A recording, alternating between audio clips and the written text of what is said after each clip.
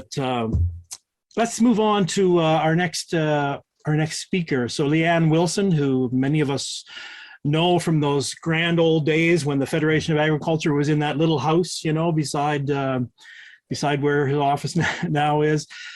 She worked at the Federation for a number of years, but Leanne Wilson has been the Associate Director for Agriculture and Agri-Food Canada's St. John's Research and Development Centre since 2017. She's currently also the Acting Director for the St. John's and Kentville Research and Development Centres. And in these roles, she oversees the operations and the science direction for Agriculture and Agri-Food Canada's research and development efforts in the region. And we're glad to have her with us today to present. So Leanne, please take it away.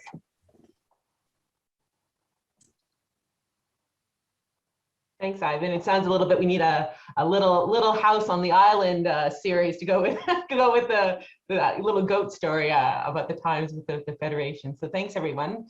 So it's always hard to follow Ivan in the guest speaker, but this is kind of more of a practical update presentation from our Agriculture and Food Canada group here in St. John's at the Research and Development Centre. So kind of, as all of you must already know, but I'll say it again. So we're one of 20 research and development centers across the country for the federal government.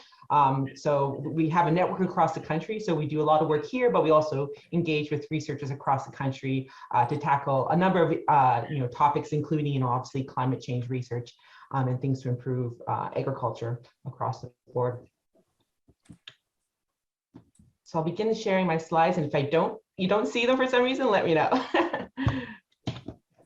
So what's new? So I'll kind of go over what's new. I'll avoid the COVID discussion because I think that's not new and I think we're all over it. So obviously it's had an impact on all of us, including our work, but we'll forget about that and just focus on the good rather than the ugly for this presentation.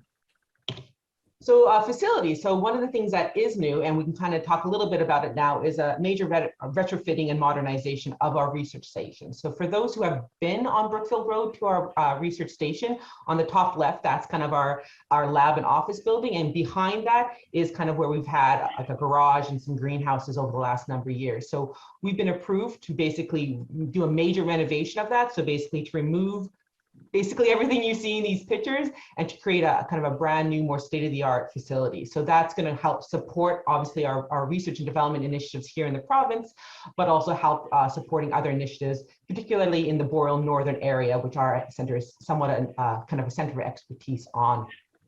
This renovation will allow us to have more labs and more a state-of-the-art greenhouse. So our old greenhouses, you can see, aren't state-of-the-art. Our new greenhouse will be, actually able to do more experimental type research in our greenhouses. Also important is just because we're renovating it, is we're able to renovate it from a green carbon footprint perspective. So it's going to be more of a green building for a lab environment, which is be kind of one of the first in the country for the federal government. And we're also able to do a number of other kind of improvements about, accessibility and things like that, which, this 1916 building is a little outdated. So if you're on site, you'll notice that, demolition has already begun. The timeline is that would be completed in 2024, but, with COVID and construction, you never know. But we're all excited about that moving forward and how it will kind of enable us to better support the local industry moving forward. Some other kind of infrastructure on site. Again, if you've been around the site, you'll potentially see what we call this high tunnel, which is kind of on the southwest corner of the property. So we put it in place last year, and really it was to, in the future, be able to do high tunnel research in it. But right now it's kind of more of a swing space for our greenhouses. So here's kind of a picture from today. You can see what it is like in the snow, and here's some kind of summer pictures. So right now we're really using it to store some of our berry plants and things like that during the winter for overwintering. But once we get into our new building, we'll be able to do more high tunnel type research in it. So whether it's in-ground type of research or other research. We're also thinking of potentially in the future, putting in other high tunnels. It'll depend on kind of the interest of industry in this type of research, as well as the researchers' ability to do that research moving forward. But it's trying to expand kind of the type of research that we can do to include not just field-based research, but this high tunnel kind of research, as well as what I mentioned already about the greenhouse type research moving forward. Another kind of new thing we got last year was this new stone barrier and bed former. I'm hoping that when I push this video, it works.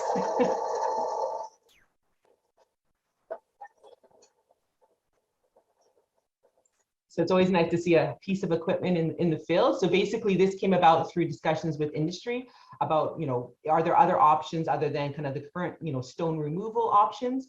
And this Italian company actually has this really good kind of stone burrier and also performs these nice beds. So we did a kind of a small trial this past year on site, as well as with a collaborating farmer. And you can see in the pictures here, hopefully that, with the new kind of stone burrier and bedding, the carrots that were produced were, obviously a lot nicer looking than the more conventional method.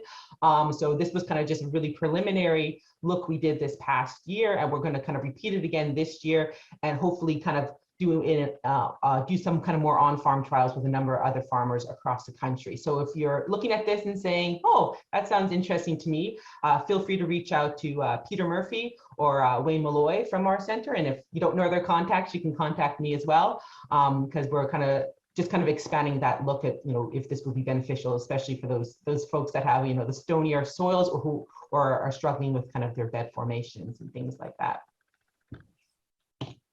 So that's kind of our exciting new equipment and infrastructure. In terms of our scientists, it's actually been it's a big year for us as well. We have our regular scientists who have been here with us for the last number of years, which is really exciting. But we've actually hired 2 new scientists. They both will be starting in the next couple of months.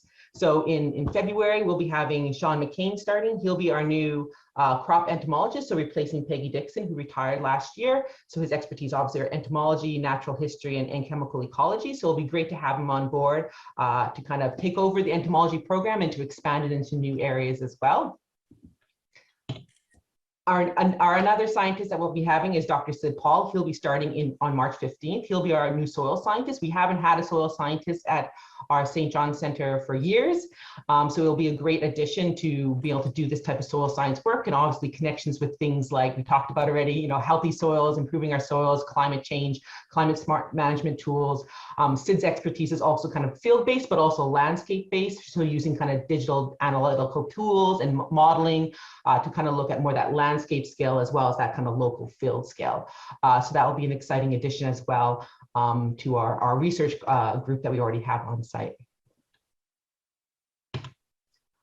In terms of our research focus, so what Yukai will talk about just after me is the Agriculture Climate Solutions Project. So it's a big 5-year project that has just been submitted by the Federation.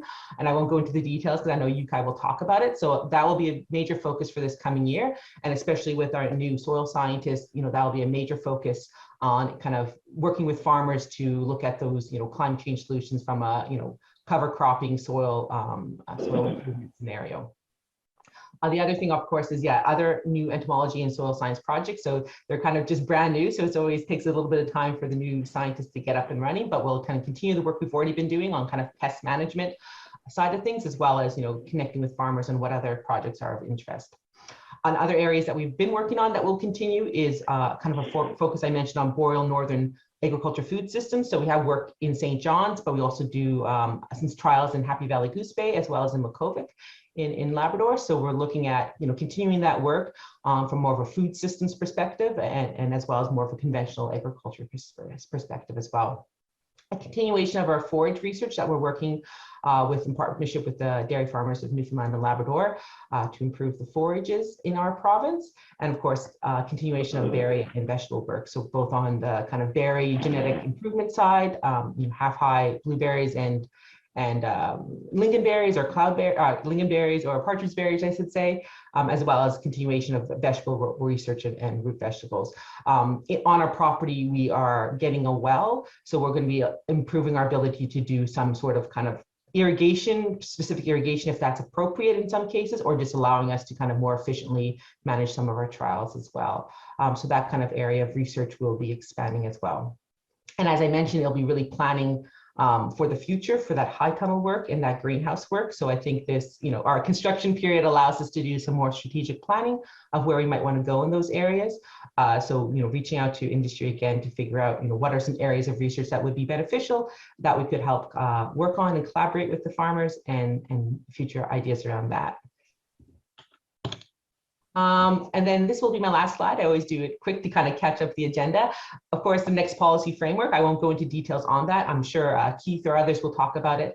It was already mentioned about the, federal, provincial, territorial meetings that are going on. There was a Guelph statement, which you can look up, that's talking about the focus of where the next policy framework will be. So it's our 5-year framework that is kind of a federal, provincial, territorial partnership, and where a lot of our support and funding support comes from. And you can see from this diagram, and I encourage you to go online to see it as well, about the importance of things like climate change and environment, and science and research and innovation and things like that. So you'll hear more about the next policy framework as we get closer to it. It starts in April 2023, so we're a little under a year away from it. So it's really, this is the planning stage of it.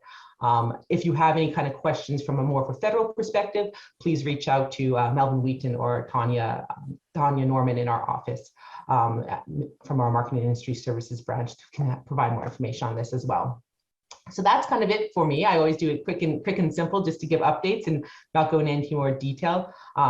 Most of you know who I am and where I am. If you have any questions or comments, we're particularly interested, as I mentioned it, and if you're interested in sort of research activities or objectives in any topic, reach out any time, and we'd love to talk to you about what your ideas are and making sure that we're doing research that's applicable to you folks and others in the region. Thanks.